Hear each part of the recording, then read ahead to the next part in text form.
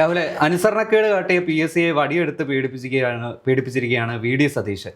ഇപ്പോൾ 3 ആഴ്ച ഇനി നികത്താനുള്ള ഒഴിവുകൾ ഉടൻ തന്നെ റിപ്പോർട്ട് ചെയ്യണമെന്ന് കർശന നിർദ്ദേശം നൽകിയിരിക്കുകയാണ് മുഖ്യമന്ത്രി.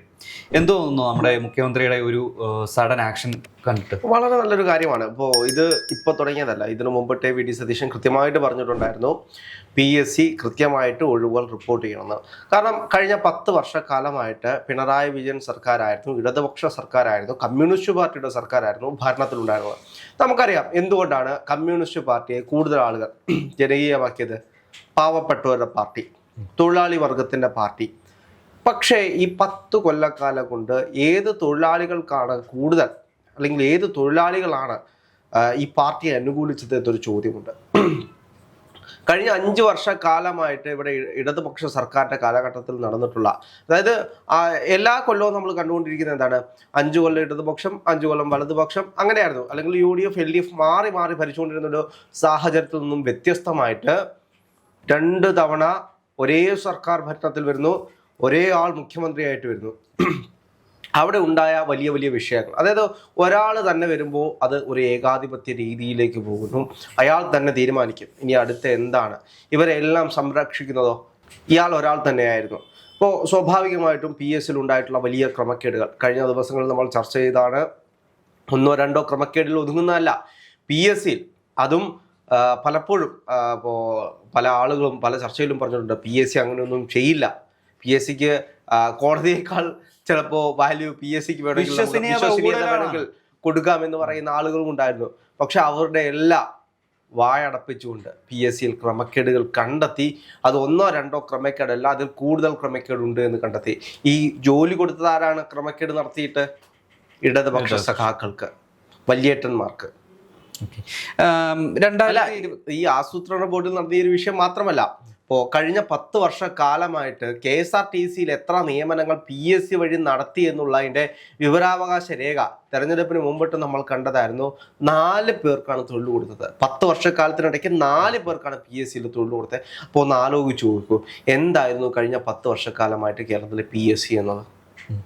അതുമാത്രമല്ല, ഇപ്പോൾ കഴിഞ്ഞ തിരഞ്ഞെടുപ്പിൽ ഇടതുപക്ഷം അല്ലെങ്കിൽ അവരുടെ PR ഹാൻഡിൽസ് ഏറ്റവും കൂടുതൽ തങ്ങളുടെ വികസന കാര്യമായിട്ട്, വികസന നേട്ടമായിട്ട് മുന്നോട്ട് വെച്ചിരുന്നത് PSCയിലൂടെയുള്ള ജോലി നിയമനങ്ങളായിരുന്നു. അതായത് ലക്ഷക്കണക്കിന് നിയമനങ്ങൾ PSCയിലൂടെ നടത്തി. ഇത് റെക്കോർഡാണ്. മറ്റ് സംസ്ഥാനങ്ങളെക്കാൾ ഏറ്റവും സുതാര്യമാണ് കേരള PSC എന്ന രീതിയിലുള്ള പ്രചരണം ഈ ഇലക്ഷൻ ബേസ് ചെയ്ത് ഇലക്ഷൻ PR ഒരു PSCയെ ഒരു ഇലക്ഷൻ PR എന്ന രീതിയിലാക്കി എടുത്തു. അതൊന്നും എങ്ങും നടന്നില്ല ആഷിഖ്. അതായത് ഇവര് PR ഒക്കെ നോക്കി പലപ്പോഴും, പക്ഷെ അതൊന്നും നടക്കാതെ പോയത്. ഞാൻ അതാണ് പറയുന്നത്. തെരുവിലിറങ്ങി PSC എഴുതി റാങ്ക് ലിസ്റ്റിൽ ഉണ്ടായിട്ട് ജോലി കിട്ടാത്ത ഇവിടുത്തെ യുവജനത തെരുവിലിറങ്ങി സമരം ചെയ്തൊരു സാഹചര്യം നമ്മൾ കണ്ടു. മുട്ടിലഴഞ്ഞു, പുല്ല് തിന്ന് അവര് ചെയ്യാൻ പറ്റുന്ന സമരമുറകളെല്ലാം എടുത്ത് ചെയ്തു. അത് CPO റാങ്ക് ലിസ്റ്റിലുള്ളവരും കൂടാതെ LP UP ടീച്ചേഴ്സിന്റെ റാങ്ക് ലിസ്റ്റിലുള്ളവരും ഒരുപോലെ സമരം നടത്തിയ ഒരു കാലഘട്ടം ഉണ്ടായിരുന്നു. അതെ, അപ്പോൾ ഒന്ന് ആലോചിച്ചു. അതുപോലെ തന്നെ മാധ്യമങ്ങളുടെ മുന്നിൽ വന്നിരുന്ന് സാർ ഞങ്ങൾ പഠിച്ചതിൻ്റെ, അപ്പോൾ ആ ചെറുപ്പക്കാരൻ്റെ മുഖവും ആ വീഡിയോയും എൻ്റെ മനസ്സിൽ ഇപ്പോഴും ഉണ്ട്.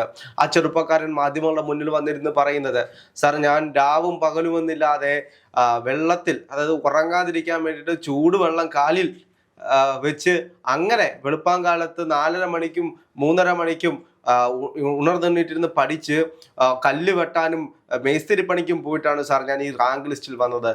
എനിക്ക് ജോലി തന്നൂടെ സാർ എന്ന് ചോദിക്കുന്നൊരു ദയനീയ ആ ഒരു അവസ്ഥ നമ്മുടെ എല്ലാ മനസ്സിലും, കേരള ജനതയുടെ മുഴുവൻ മനസ്സിലും ആ വിഷ്വൽസ് ഉണ്ട് എന്നതൊരു യാഥാർത്ഥ്യമാണ്. പക്ഷേ ആ 10 വർഷക്കാലം എന്നിട്ട് ഇവര് നമ്മുടെ പിണറായി വിജയൻ സഖാവ് ഇവരെ ഒരു ഡിസ്കഷന് വേണ്ടി വിളിച്ചിരുന്നു. എന്താണ് ഇത്രയും വലിയ വിഷയം നടക്കൂലേ, കേരളത്തിലെ യുവജനത സമരവുമായി വരുന്നു, അവര് സെക്രട്ടറിയുടെ മുന്നിൽ മുട്ടിൽ എഴയുന്നു, അവിടെ ഇരുന്ന് സമരം ചെയ്യുന്നു, നിരാഹാര സമരങ്ങൾ ചെയ്യുന്നു, എന്നിട്ടൊന്നും അവസാനം പുല്ല് തിന്നുന്ന സമരം.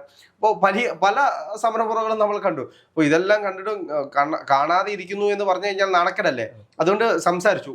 കണ്ണൂരിലെ ചില സഖാക്കൾക്ക് വേണമെങ്കിൽ ഞങ്ങൾ ജോലി കൊടുക്കാം, കണ്ണൂരിലെ കുറച്ച് പേർക്ക് വേണമെങ്കിൽ ജോലി കൊടുക്കാം, ഈ രീതിയിലേക്കുണ്ടായൊരു സംസാരം. അപ്പോൾ സമരക്കാരെന്ത് പറഞ്ഞു, അത് നടക്കില്ല, കൊടുക്കുവാണെങ്കിൽ കൃത്യമായിട്ടുള്ള PSC റാങ്ക് ലിസ്റ്റ് അനുസരിച്ച് കൊടുക്കണമെന്ന് പറയുന്ന നിലപാടെടുക്കുന്ന ഒരു സാഹചര്യം നമ്മൾ കണ്ടതാണ്. പക്ഷേ ഇതിനെല്ലാം പരിഹാരമായിട്ട് കേരളത്തിലെ ജനത വോട്ട് തിരിച്ചുകുത്തി UDF അധികാരത്തിലേറ്റു.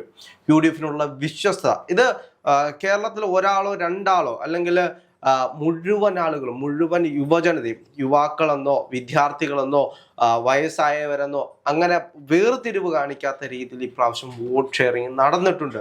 അതുകൊണ്ടാണ് 102 എന്ന് പറയുന്ന ഒരു മാസ്മരിക സംഖ്യയിലേക്ക് UDF എത്തിച്ചേർന്നിട്ടുള്ളത്. അത് നമുക്ക് പറയാതിരിക്കാൻ കഴിയില്ല. ആ ഒരു വിശ്വാസം UDF സർക്കാർ മുന്നോട്ട് കൊണ്ടുപോകുമെന്ന് എല്ലാവർക്കും ഒരു ഉറപ്പുണ്ടായിരുന്നു. ആ ഉറപ്പ് നിറവേറ്റുകയാണ് ഇപ്പോൾ നമ്മൾ കണ്ടുകൊണ്ടിരിക്കുന്നത്. VD സതീശൻ പറഞ്ഞിരിക്കുന്നത് എന്താണ്? റിപ്പോർട്ട് വന്ന്, അതായത് ഒഴിവ് വന്ന് ആ ഒഴിവിന്റെ റിപ്പോർട്ട് 3 ആഴ്ചക്കുള്ളിൽ കൊടുത്തില്ലെങ്കിൽ വലിയ തിരിച്ചടികൾ നേരിടേണ്ടി വരും. ഇത് PSCയുടെ ചെയർമാനെ യഥാർത്ഥത്തിൽ കഴിഞ്ഞ 10 വർഷക്കാലമായിട്ട് അദ്ദേഹം ഇത് അറിഞ്ഞിട്ടില്ലെങ്കിൽ, ഇപ്പോൾ PSCയിൽ നടന്നിട്ടുള്ള ക്രമക്കേട് ചിലപ്പോൾ അദ്ദേഹം അറിഞ്ഞുകൊണ്ടായിരിക്കാം, അറിയാതെ ആയിരിക്കാം. അറിയാതെ ആണെങ്കിൽ പോലും താൻ കൊണ്ട് നടന്നിരുന്നൊരു സിസ്റ്റമാണ്. ആ സിസ്റ്റത്തിൽ താൻ അറിയാതെ ഇത്തരത്തിലൊരു പിഴവ് നടന്നിട്ടുണ്ടെങ്കിൽ പോലും അതിന് ഉത്തരവാദിത്തം ഏറ്റെടുക്കേണ്ട ആളാണ്. അറിഞ്ഞാലും അറിഞ്ഞില്ലെങ്കിലും കഴിവുകേട് എന്നത് PSC ചെയർമാന്റെ തന്നെയാണ്. അറിഞ്ഞില്ലെങ്കിൽ ഇതുപോലൊരു അട്ടിമറി തിരിച്ചറിയാത്ത ചെയർമാൻ എന്തിനാ സ്ഥാനത്ത് തുടരുന്നു എന്നുള്ളൊരു ചോദ്യം ഉന്നയിക്കാം. അവിടെയാണ് ഏറ്റവും വലിയൊരു വിഷയം വരുന്നത്. പിണറായി വിജയൻ സർക്കാർ ഈ PSCയിലെ ഉദ്യോഗസ്ഥർക്ക് വേണ്ടിയിട്ട് എത്ര കോടി രൂപയാണ് ശമ്പളമായിട്ട് കൊടുക്കുന്നത്?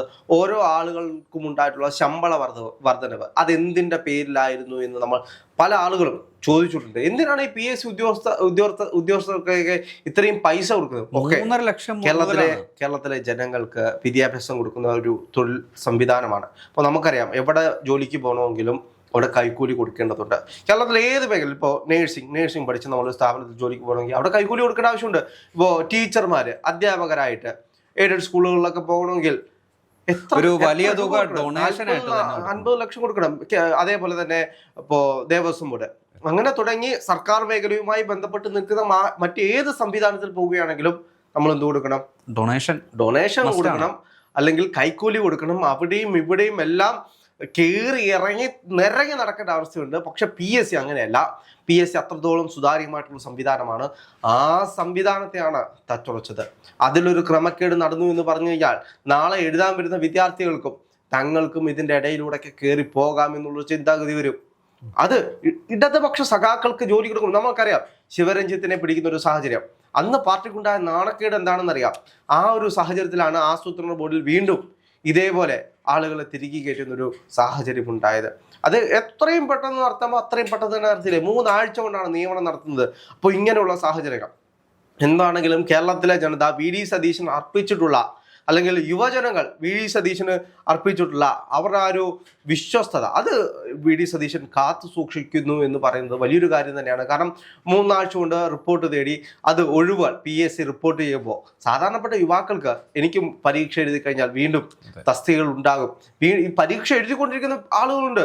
എത്ര ലക്ഷം ആളുകളാണ്? അതായത് 18 വയസ്സ് മുതൽ ഇതിന്റെ മാക്സിമം ഏജ് ലിമിറ്റായ 35 അല്ലെങ്കിൽ 37 വയസ്സ് വരെ ഈ ഒരു PSCയിൽ തന്നെ ആശ്രയിച്ച്, അല്ലെങ്കിൽ PSCയെ ലക്ഷ്യം വെച്ച് നടക്കുന്ന എത്രയേറെ ഉദ്യോഗസ്ഥർ നമ്മൾക്ക് സമൂഹത്തിലുണ്ട്. തീർച്ചയായിട്ടും ഇവരുടെ എല്ലാവരുടെയും ഒരു വിശ്വസ്തത കാത്തു സൂക്ഷിക്കുന്ന ഒരു സംവിധാനത്തിലൂടെയാണ് കടന്നു പോകുന്നത്. ഇത് കൃത്യമായിട്ട് മുന്നോട്ട് പോവുകയാണെങ്കിൽ എല്ലാ കാലത്തിലും വെച്ച് ഏറ്റവും കൂടുതൽ തൊഴിൽ കൊടുക്കുന്ന ഒരു മേഖലയായിട്ട് PSC ഈ 5 കൊല്ലം കൊണ്ട് മാറിയിരിക്കും.